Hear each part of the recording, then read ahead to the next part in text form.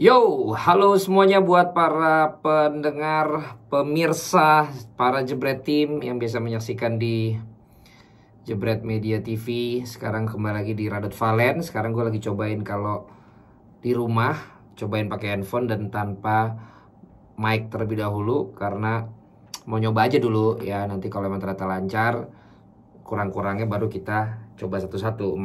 Mic-nya sih udah ada juga, terus ya pokoknya udah ada sebenarnya, cuman pengen yang paling simple aja dulu ya.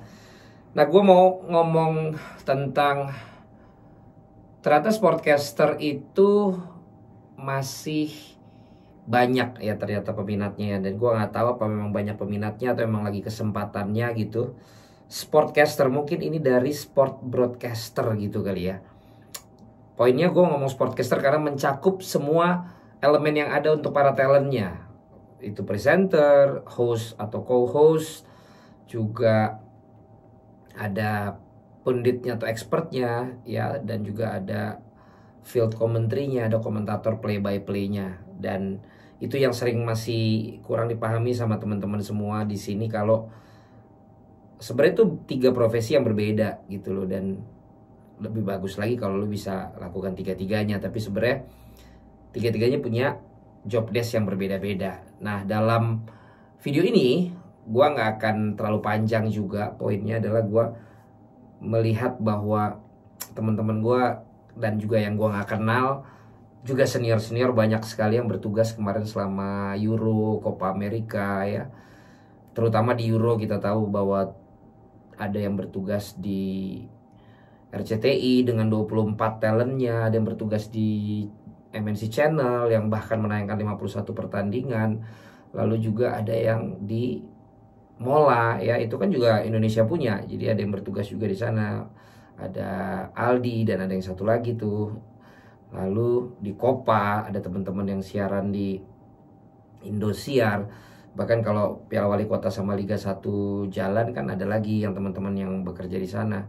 Jadi ada wajah-wajah baru juga yang bisa gue melihat ternyata minat untuk berada di panggung televisi. Selain yang sudah tampil, tapi yang ingin tampil juga ternyata cukup banyak. Dan PPKM ini membuat gue kembali harus aktif di rumah kan. Nah, gue sekarang suka mulai membuka telinga gue untuk mendengarkan podcast. Dan gue coba akhirnya mendengar, ngulik-ngulik podcast bola yang ada di Spotify. Di situ gue melihat ternyata banyak ya teman-teman yang juga memang suka gitu ngulik, suka nganalisa, kemudian juga suka ngomongin bola. Mulai dari yang sambil gaya anak muda sampai yang memang kayak sudah apa ya, yang sudah standar broadcast lah gitu kan. Dan masing-masing punya segmennya, masing-masing punya pendengarnya. Ada yang pakai bahasa gaul, ada yang pakai bahasa bola banget, ada yang pakai bahasa daerahnya. Gue dengerin juga. Ada yang pakai bintang tamu, ada yang memang grupnya, ada yang juga sendiri. Jadi gue lihat ternyata ekosistem untuk para sportcaster ini bukan cuma yang ada di televisi tapi juga di digital. Ini banyak loh. Dan gue bahkan di situ mendengar ada yang ternyata punya cita-citanya memang mau jadi komentator, ada yang cita-citanya mau jadi hostnya pertandingan yang ada di televisi. Walaupun mungkin sebenarnya duitnya lo bisa dapet di digital sekarang mungkin lebih gede, tapi ada satu kebanggaan ya kalau lo akhirnya bisa tampil di TV. Ada yang juga mau jadi expertnya atau punditnya. Terus gue juga dengar di situ ada yang kemarin waktu pas Euro di casting gagal. Ya membuat gue seneng ya. Membuat gue seneng karena sebenarnya orangnya tuh nggak itu-itu aja. Dan sebenarnya yang suka bola terus pengen juga tampil ternyata lumayan banyak. Makanya gue seru aja gitu dengerin. Dan gue kan sebenarnya kalau boleh jujur ya guys, gue tuh Karena gue udah gila bola dari gue kecil ya, gue udah begadang nontonin bola dari kecil, kelipingin berita bola.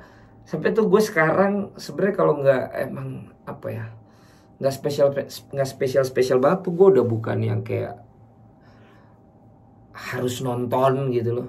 Makanya gue suka ngambil dari analisa yang berbeda, karena gue tahu diri kalau gue lagi nggak nonton tentu akan berbeda dengan yang gue tonton gitu. Nah, gue mau sharing aja ke teman-teman ini semua yang tadi gue bilang ya, yang ternyata sudah mulai muncul, yang sudah lama muncul, yang jadinya udah nggak dipanggil lagi, nggak muncul, terus juga yang ditolak berulang kali gitu sampai sekarang gitu ya. Lo yang penting guys, buat temen-temen nih yang di dunia sportcaster, lo harus percaya sama value lo, itu aja.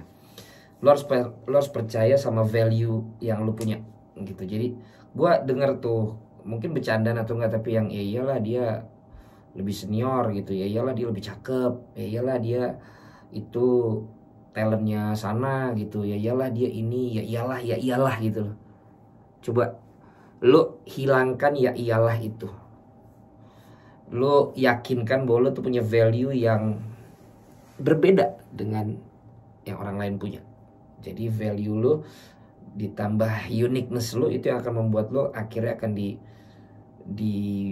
monitor ya, akan dimonitor oleh orang-orang yang akan membawa lo menjadi seorang sportcaster. Ini juga berlaku buat yang belum sama sekali mencoba, tetapi punya keinginan dan punya cita-cita seperti itu. Yakinkan lo punya value dan juga lo punya keunikan. Nah, value ini mungkin gue berbeda dengan banyak orang ya. Bagi gue value tuh yang pertama memang lo harus suka bolanya itu dulu. Itu hal yang paling krusial ya. Karena ya, kalaupun lo tahu cara bawainnya tapi lo gak suka bolanya, lo tuh akan menderita bawainnya. Karena lo akan belajar lebih lama, lo akan belajar dengan terpaksa, lo melakukan sesuatu yang lo gak suka gitu. Jadi lo harus suka. Lo harus suka dulu. Lo gak boleh bohong sama pemirsa, lo gak boleh bohong sama diri lo sendiri kalau ternyata lo gak suka gitu.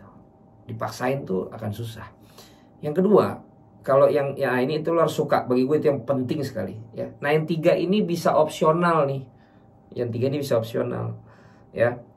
Yang pertama adalah lo bisa main bola, itu ya dulu.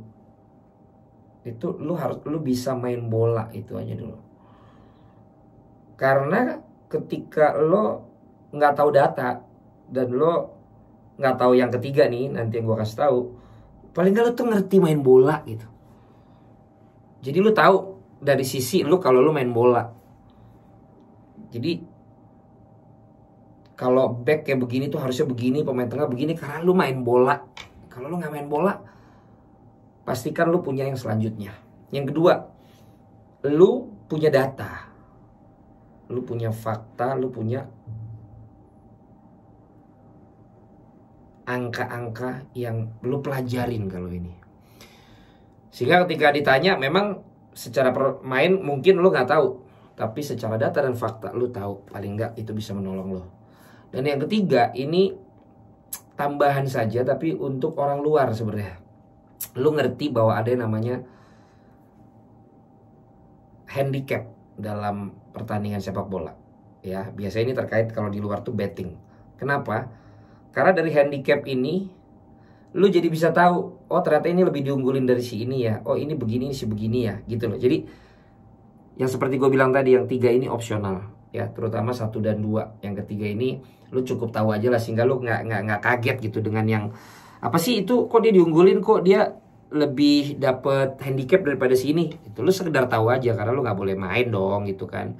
Nah, biasanya guys, kalau di luar, yang terutama ini buat expert ya, buat yang di luar, untuk pundit ya, yang di luar, yang gue bilang lu paling gak lu main. Nah, biasanya itu makanya pemain bola, bekas pemain bola atau pelatih itu akan mengisi salah satu posisi ini.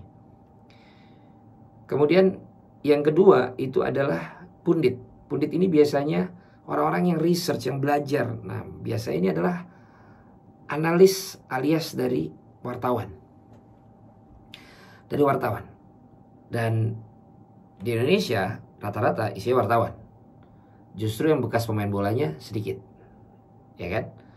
Nah, kalau hostnya itu memang dari orang di dunia broadcast. Dia ngerti bola, dia tahu bola lebih bagus lagi, tapi dia tahu cara membawakan dan memberikan pertanyaan-pertanyaan. Lalu komentator play-by-play tentu dia adalah orang yang memang tahu siapa yang akan diomongin dan memiliki kemampuan komunikasi yang sangat baik. Karena dia harus mengomentatori pertandingan. Nah, kenapa trennya di Indonesia masih lebih banyak pundit itu wartawan, sementara di luar negeri sudah mantan pesepak bola. Dan menurut kalian guys, untuk seorang pundit, menurut kalian lebih oke untuk dengerin mantan pelaku seperti mantan pesepak bola atau mantan pelatih atau bahkan sampai sekarang jadi pelatih, atau memang wartawan yang jelas suka dengan research, suka dengan data dan lain sebagainya? Coba terus di kolom komen kalian lebih suka pundit itu mantan pesepak bola atau mantan pelatih atau pelatih yang sampai sekarang masih aktif, atau memilih orang-orang yang suka research, misalnya wartawan ya, dan pemerhati sepak bola gitu loh, tapi dia bukan bekas pemain, bukan pelatih. Kalian tulis di kolom komen dan nanti gue akan coba bacakan di episode selanjutnya, dimana gue akan coba jawab juga kenapa di sini lebih banyak wartawan yang jadi pundit daripada mantan pesepak bola atau pelatih itu sendiri. Ya, sekian dulu dari gue, karena ini sambil ngetes doang. Gimana kalau siarannya dari rumah, gue pakai handphone tanpa mic dan tanpa alat-alat apapun juga. Ya guys, sekali lagi buat teman-teman yang menjadi host dan presenter, atau yang ingin menjadi host dan presenter dan komentator sepak bola, percaya sama diri lu sendiri, punya value dan uniqueness-nya harus ada. Dan tungguin, gue punya opportunity buat kalian. Buat teman-teman yang udah sering nyoba tapi masih belum, atau yang sudah dapat kesempatan tapi pengen lebih, atau yang baru pengen punya cita-cita, terus lo nonton ini terus lo pengen, tungguin aja ya. Gue akan buat sesuatu buat kalian semua, and it's all free. Gue akan promosikan kalian ya, jadi tungguin aja. Segera akan gue buat teman-teman semua yang pengen upgrade, yang pengen diketahui oleh banyak orang bahwa kalian pengen jadi bagian dari Sportcaster. Tunggu aja di episode yang kalian harus tunggu ya. Subscribe, like, comment, dan share. Gue Valentino Simanjuntak. Jebret, sampai ketemu lagi.